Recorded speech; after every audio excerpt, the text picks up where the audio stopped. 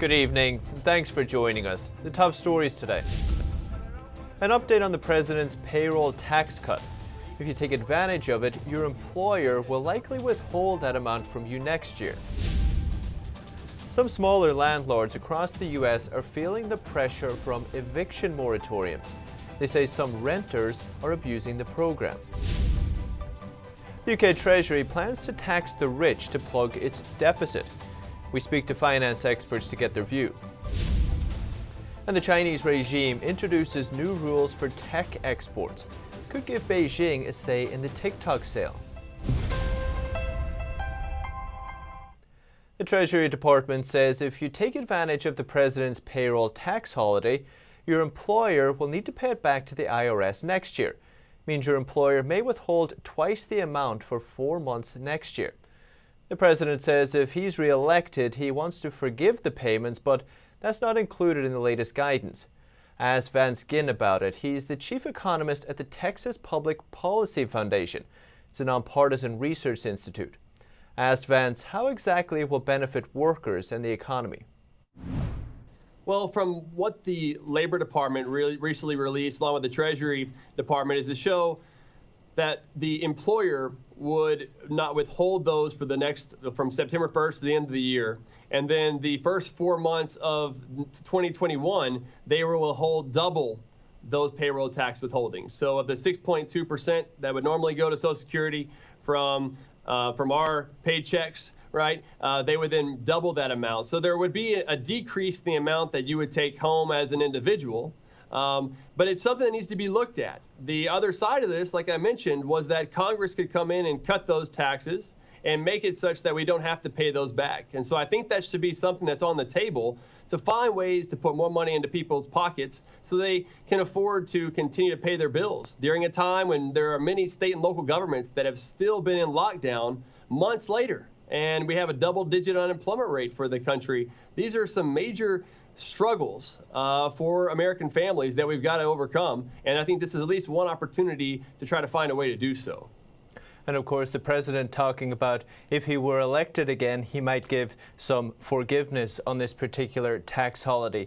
The president, a big fan of tax cuts. Is this the type of cut that the president might want to make permanent, do you think?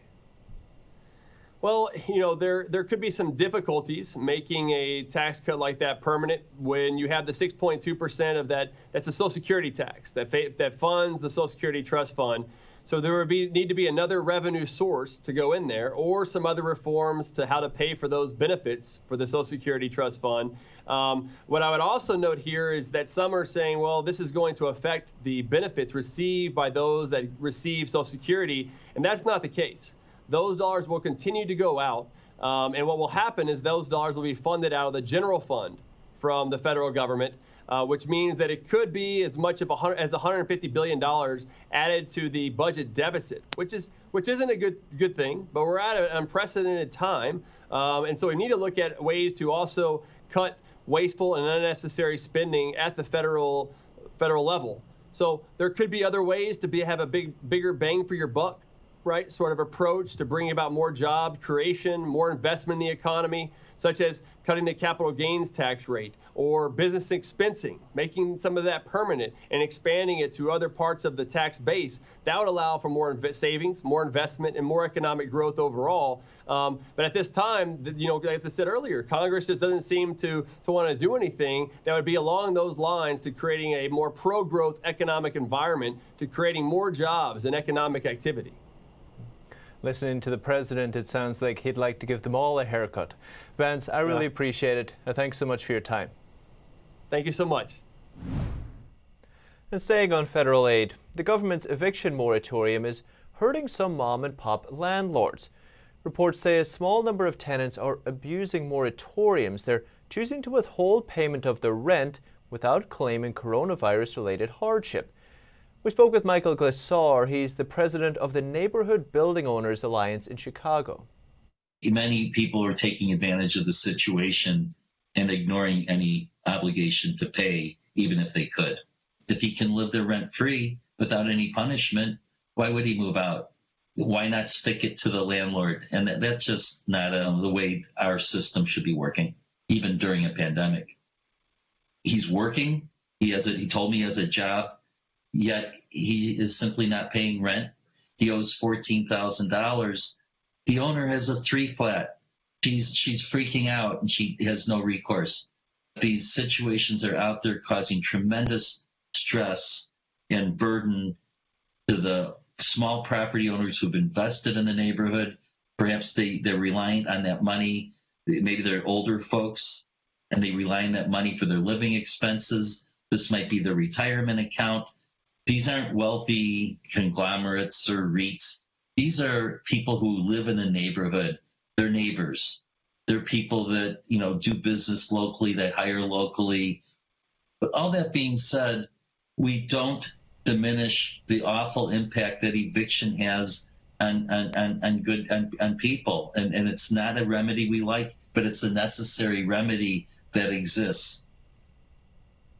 We also spoke with one landlord who finds herself in more than a difficult position. This is Katrina Bilella, also in Chicago. And it has been a nightmare situation. They've damaged my unit. They punched holes in the wall. They broke down a door. They stopped paying rent in March, and I have not seen a penny since. And because of the eviction moratorium, I cannot do anything. The lease was up in April. They've been squatting in my apartment since April. I have lost my job due to COVID, but I have no protections at all. I've begged them, actually begged them. I told them that I was laid off. I told them my situation, and they just ignored me. So I actually started a petition to look at these loopholes in the eviction moratorium and stop making exceptions for everyone. The problem with the moratorium is that it's a blanket exception for everyone, and this includes tenants that were not paying rent before. It includes tenants that have damaged a unit. The irony of this entire situation is I am now displaced, so I had to move out. So I moved out of my rental property while my tenants are living in my place for free with zero consequences. They've displaced me. And in Washington, the latest round of stimulus talks are still at a standstill. Democrats and Republicans are $1 trillion apart on the relief. White House Chief of Staff Mark Meadows says the Trump administration is sticking to its $1.3 trillion stimulus offer. Meadows restarted talks with Pelosi last week. He said she presented a $2.2 trillion offer, but he said she wouldn't give him any details. Last week, President Trump said he's willing to sign a $1.3 trillion relief bill. That's $300 billion more than what Republicans initially proposed. And Democrats say they've trimmed their original proposal by $1 trillion. According to Meadows, Pelosi says she came down, but she's willing to turn down $1.3 trillion of help that goes to the American people because she would rather them have nothing than give way on what her fantasy might be. He said the Republican package includes funding for childcare, schools, and hospitals at levels Pelosi would agree with, and that if she worked with Senator Chuck Schumer, all those things would be available to the American people, and it could pass the Senate. But he says Pelosi is blocking the measure. Both the House and the Senate are expected to reconvene in September. If a bill is passed, relief funds would likely be sent out in late September or early October. We'll wait and see. Stocks were mixed on Monday. The S&P 500 closed slightly lower, but ended the month more than 7% higher, its biggest gain for August since the 1980s.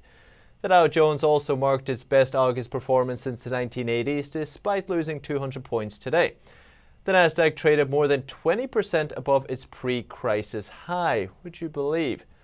Apple and Tesla's stock splits took effect today, with Apple adding over 3% and Tesla adding nearly 13%. What a year for Elon Musk. The US dollar hit more than a 2-year low and a fourth straight month of losses. The Dow fell nearly 224 points, or 0.78%. The S&P 500 lost almost 8 points, or 0.22%, and the Nasdaq added nearly 80 points, or 0.68%. And in the UK, the Treasury officials are drawing up proposals to generate $40 billion.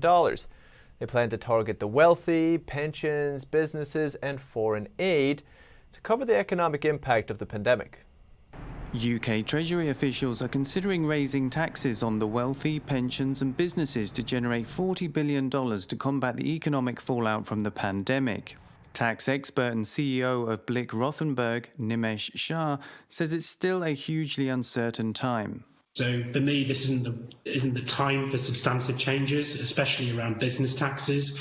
And businesses really need support, certainty and stability over the next few months. Officials are also considering cutting foreign aid. Legally, up to $20 billion of the national budget must go to foreign aid each year. If it cuts too much, it would impact trade relations. It doesn't send, for me, the right message on cutting foreign aid, especially at a time when a lot of countries around the world are struggling not only with coronavirus, but just internal political problems as well and civil unrest. Since the pandemic, nearly $4 million have already been redirected as part of the emergency plan. Daniel Lacaille, chief economist at Tresses, says that made sense. The redirection of foreign aid that was implemented before made absolute sense. And what we need to understand is that foreign aid is also important to achieve a sustainable recovery in countries that trade with the UK. Lacaille says raising taxes now sends a very negative signal to investors that it's not workable to invest in the UK. An increase in taxes right now is completely misguided and would absolutely cripple the UK economy. We have to remember that taxes in the UK are not particularly low. The UK's final budget for next year will be released in November. And Berkshire Hathaway has invested in 5 Japanese trading houses. The company, run by billionaire investor Warren Buffett, says the deals are worth over $6 billion. Berkshire Hathaway says it acquired stakes of about 5% in Itochu Marubeni, Mitsubishi, Mitsui, and Sumitomo corporations. Buffett said, quote, "I am delighted to have Berkshire Hathaway participate in the future of Japan." A spokesman for one of the companies called the move bright news for not only the company, but also Japan's stock market. Shares of all 5 companies surged by at least 4% in Monday trading after news of the investment broke. Berkshire's investments in Japan are a notable push abroad by the billionaire investor. His favorite stock market value gauge, dubbed the Buffett indicator, recently hit an all-time high of around 183% with respect to U.S. stocks. This suggests American equities may be overvalued and offers slim pickings for bargain hunters like Warren Buffett. The 5 trading houses Berkshire bought into are seen as relatively undervalued. Their price-to-earning ratios in most cases are well below the average for markets in Japan and the United States. Buffett's move into Japan also comes as global investors have so far this year pulled $43 billion from Japanese equities in favor of soaring U.S. tech stocks and others seen as less vulnerable to pandemic-driven turmoil. And car rental company Hertz is planning another round of bonuses to its executives, even though the company is in bankruptcy proceedings. The total could be nearly $15 million. According to court papers filed last week, the bonuses include $5.4 million to its CEO and 13 other high-level managers and $9.2 million for around 300 low-level managers. This comes just months after the company handed out $16 million worth of bonuses days before filing for bankruptcy. The car rental firm filed for Chapter 11 in May after the pandemic shut down the travel industry. In March, Hertz laid off 12,000 workers and furloughed another 4,000. Hertz says the extra pay is to motivate the management team to turn the company around. An earlier Reuters report said of the 45 big companies that filed for bankruptcy between March and July, nearly a third of them paid out executive bonuses within a month before doing so. The practice has been criticized and retention bonuses have been banned. But bankruptcy lawyers have found a way to work around the ban, branding these as incentive programs. The new round of payouts will need to be signed off by the judge overseeing the bankruptcy. Clever lawyers. And Amazon has won approval to deliver packages by drone. The company plans to use the Federal Aviation Administration approval to further test delivery by drone and work towards the company's dream of a 30-minute delivery. Amazon convinced the FAA that it could safely operate the drones. The tech giant submitted details of drone operation and demonstrated the machines for FAA inspectors. Amazon began testing drone delivery in 2013, and last year, a company owned by Google's Alphabet became the first to get FAA approval for commercial drone deliveries. In October, UPS won approval for an entire airline of delivery drones. And still to come, Huawei ends its Australian rugby sponsorship a year early. The tech giant says it's because of a downturn in business. And with the election 2 months away, we compare President Trump and Democratic candidate Joe Biden's policies on China. That and more after the break.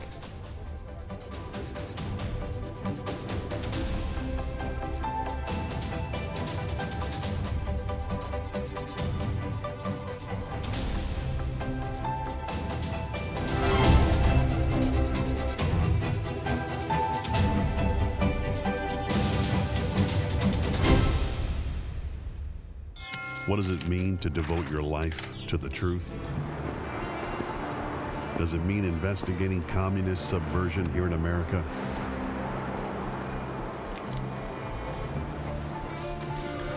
Does it mean exposing the deadly fentanyl crisis in the Midwest?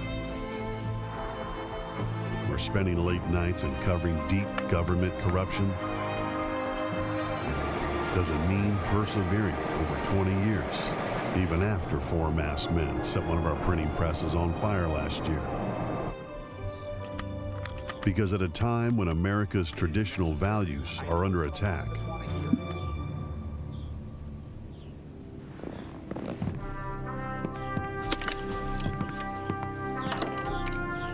it's the responsibility of righteous journalists to uphold truth and tradition.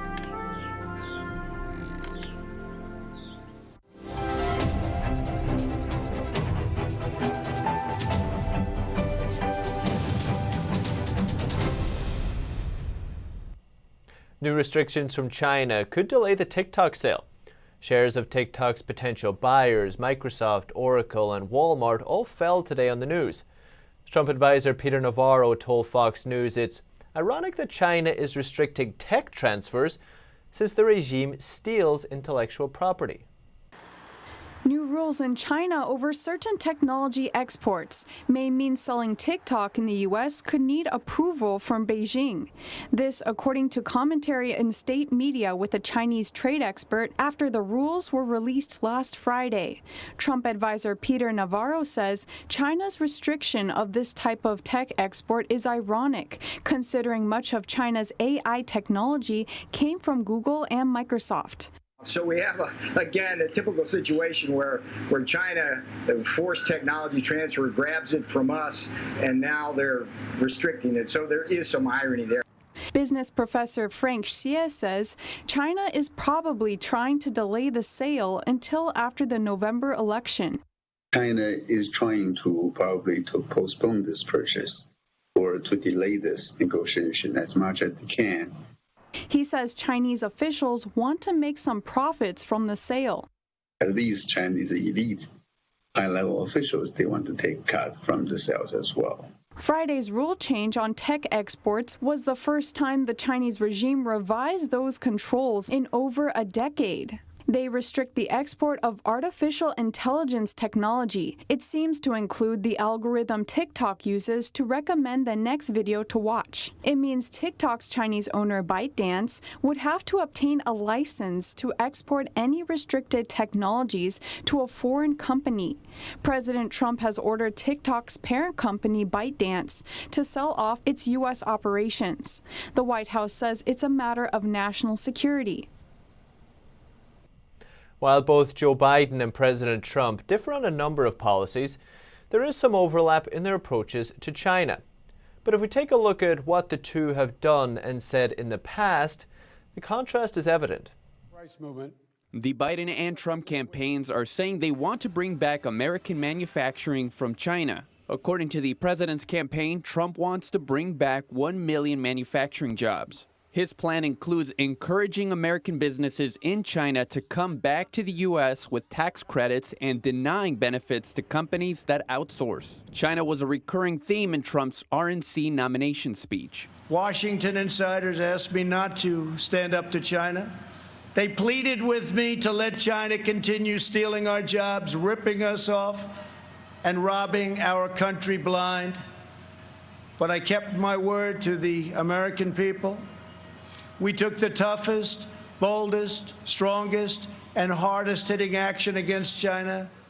On the flip side, Joe Biden mentioned China only once in his nomination speech. We'll make the medical supplies and protective equipment that our country needs.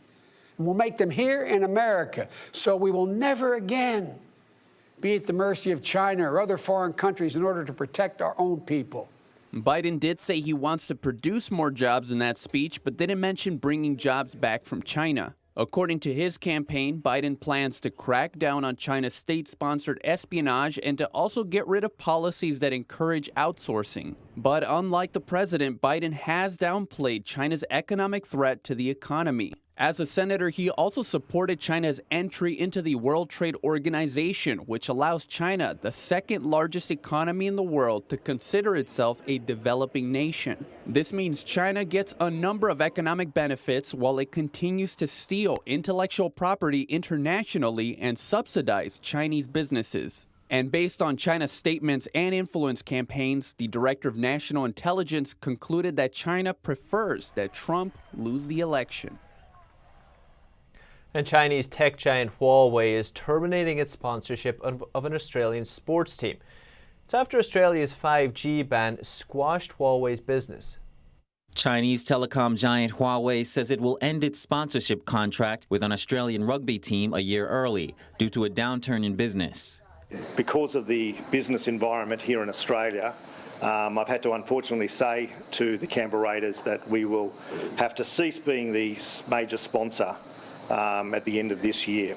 Canberra is trying to reduce Beijing's influence over issues including security and trade. Relations with the Chinese regime and Australia have become increasingly strained. You know, the impact on the 5G ban and the greater Australia-China relationship has had a huge flow-on effect. In 2018, Australia was the first country to effectively ban Huawei from its 5G network on national security grounds. Mitchell says the ban has had a major economic impact. Where we had hoped our business to pick up outside of the 5G hasn't happened. The reality is, you know, we've gone from 1,000 staff. Next year will be 100 staff. The country's relations with the Chinese regime have deteriorated since the ban and have reached a low point during the pandemic. Neither Huawei nor the Canberra Raiders have disclosed the value of the sponsorship. And more tensions between China and Australia. China has launched an anti-subsidy probe into Australian wines in containers holding half a gallon or less. The investigations will be looking into mostly high-quality wines. That's because most standard wines are shipped in containers larger than half a gallon. China says its domestic wine industry requested the investigation. Currently, the Australian government buys water to improve some of its key waterways. In turn, some of the water is used to make wine. But Australia's trade minister refutes the claim that that's a subsidy for wine production, and that their research and development programs don't equate to a subsidy either. And still to come this evening, a Japanese company showcases its flying car. It can only handle one passenger for 10 minutes for now, but it hopes to change that soon. More on that after the break.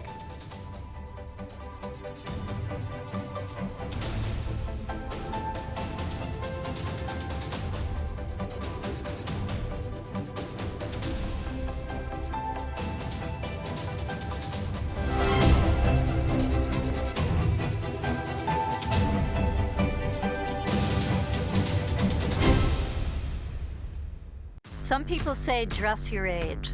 That's ridiculous. Age is just an illusion. How you show up for the world, that's what's real. What's your idea?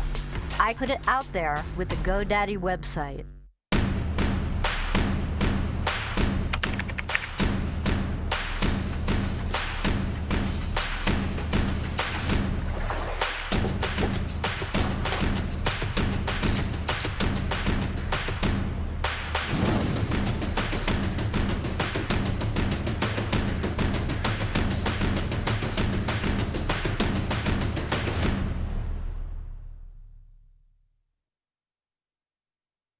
For everyone like you making their business work online, there are people searching, headed in your direction. So since people are still looking for what you do, GoDaddy is making it possible for you to create a website for free. Start now at GoDaddy.com.